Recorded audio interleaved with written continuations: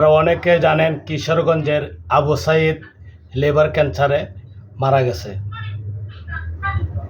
বাংলাদেশের অনেক content creator আছে এই আবু সাইদকে ব্যবহার করে লক্ষ লক্ষ টাকা ইনকাম করছে, এখন এদের পকেটেই আছে, কিন্তু লোকটা মারা গেছে।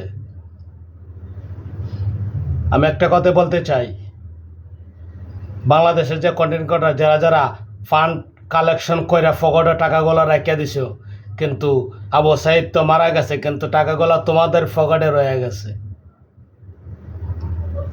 আমার একটাই কথা, আবু সাইদের যে ফ্যামিলি আছে এদের হাতে তোমরা যে টাকাগুলা তোমাদের পকেটে আছে টাকাগুলা এদের আবু সাইদের ফ্যামিলিরে তোমরা বোঝাই দিয়ে দাও। আর নাও তো এখানে কিছু হবে না, আসরের মাঠে কিন্তু আবু সাইদের দেখা তোমাদের সাথে হবে।